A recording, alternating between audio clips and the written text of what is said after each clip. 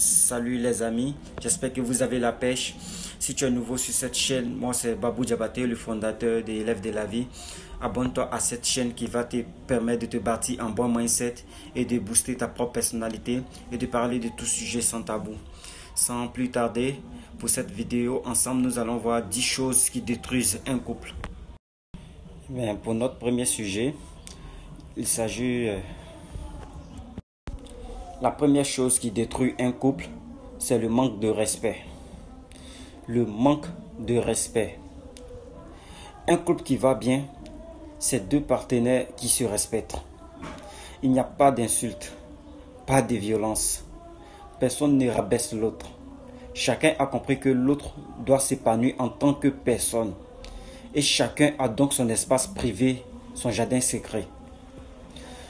Lorsque le respect est perdu, il n'y a généralement pas de retour en arrière possible. Deuxième chose qui peut détruire un couple. Eh bien, ici, il s'agit de la jalousie excessive. La jalousie excessive. Oui, je sais. Certaines personnes vont me dire que la jalousie fait partie d'un sentiment d'amour. Oui, c'est exact. C'est exact. On est des êtres humains. Hein. Chacun est doté d'un petit sens de jalousie. Oui, c'est normal. Mais ici, il s'agit de la jalousie excessive. Parce que tout excès aussi nuit. Tout excès nuit. Voilà. Parce que la jalousie est un sentiment qui vient de la peur de perdre l'autre et d'un certain manque de confiance en soi et de l'autre. Ce n'est pas un signe d'amour. En revanche, il peut arriver à tout le monde d'éprouver de la jalousie. Ce n'est pas grave. Mais en tout cas, sachons limiter nos dégâts. Sinon, franchement, le couple risque de tomber à l'eau à cause de cette jalousie excessive. Troisième chose qui peut détruire un couple. Ici, il s'agit de l'absence de soutien. Et oui, l'absence de soutien. Eh bien, on a tendance à voir dans des relations des gammes solo, quoi. Des couples solo. Ça veut dire, bon, voilà, chacun pour soi, Dieu pour tous. Hein. C'est vrai, on est ensemble, mais chacun pour soi, Dieu pour tous. Eh bien, pourtant, c'est ce qui nous amène souvent à l'échec de certains couples. L'absence de soutien. Le soutien est essentiel dans un couple. Lorsqu'on est en couple, on partage beaucoup de choses et il est donc important que l'autre soit à l'écoute et puisse nous soutenir et nous épauler dans des moments forts, tristes comme joyeux. Si l'autre ne fait pas preuve de compassion et n'est jamais là dans les moments difficiles, c'est que la relation va mal. Quatrième chose qui détruise un couple. Quatrième chose qui détruit un couple. Ici, il s'agit de l'insatisfaction et les plaintes constantes. De l'insatisfaction et les plaintes constantes. Eh bien, on a tendance à voir certaines personnes se plaindre régulièrement de l'attitude de leur partenaire. Ben, on va bientôt faire une vidéo sur le sujet comment résoudre les problèmes d'un couple avant que le pire n'arrive.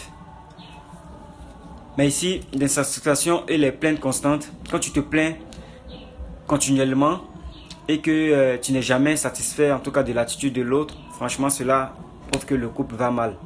Et se plaindre sans cesse et exiger toujours plus est épuisant pour l'autre et pour soi-même.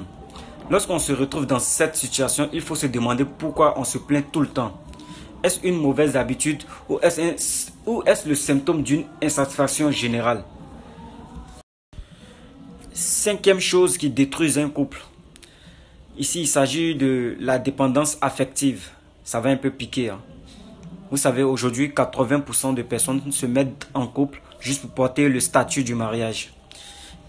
Oui, ça va un peu choquer. 80% de personnes se mettent en couple pour porter le statut du mariage.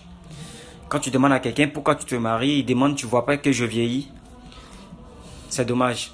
La question que je me pose, c'est, l'aimez-vous vraiment ou aimez-vous être en couple? Il est normal que la relation soit fusionnelle au début, durant la lune de miel. De sentir qu'on ne fait qu'un. De voir l'autre tel qu'on voudrait qu'il ou qu'elle soit, comme quelqu'un qui nous complète. Seulement pendant cette période et après, il est important de ne pas répondre à tous les désirs de l'autre et de ne pas faire passer ses besoins avant les nôtres. Dans le but de faire perdurer la fusion.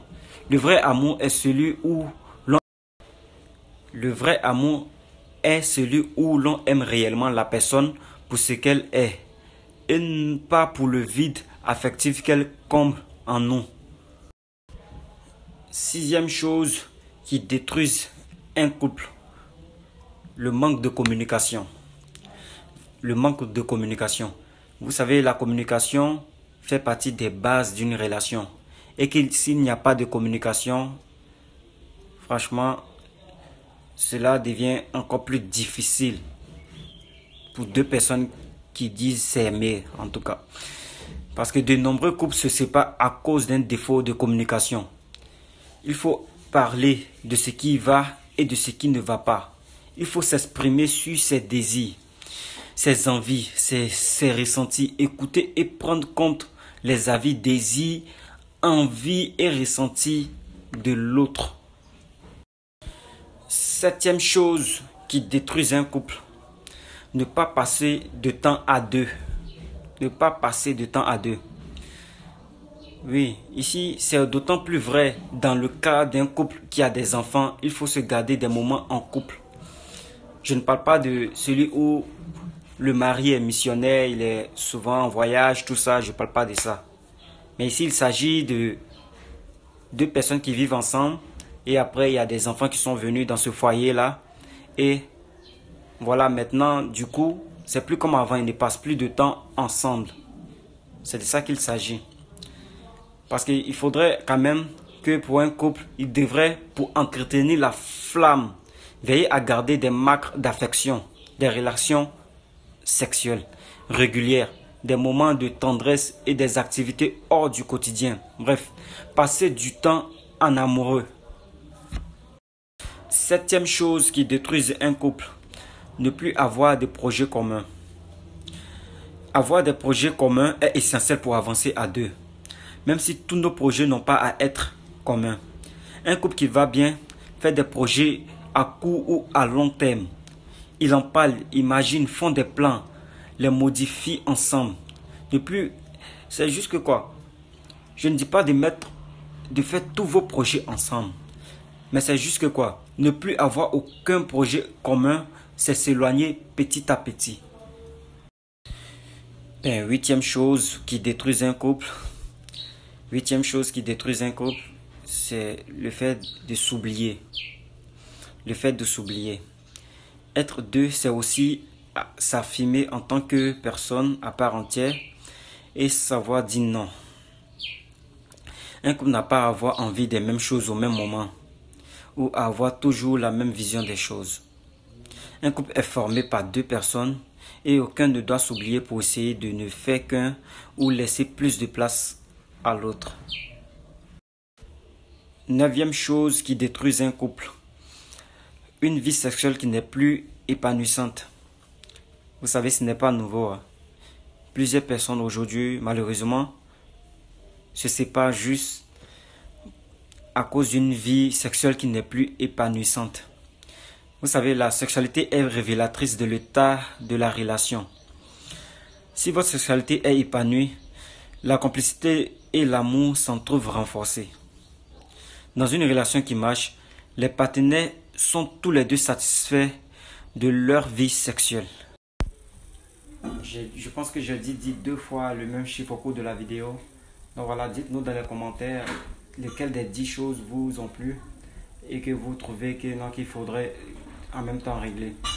Et voilà, n'hésitez pas à donner vos avis dans les commentaires. Et sachez que le thème de la prochaine vidéo, c'est comment résoudre les problèmes avant que le pire n'arrive. Comment résoudre les problèmes dans le couple avant que le pire n'arrive. Sur ce, à la prochaine vidéo. Merci.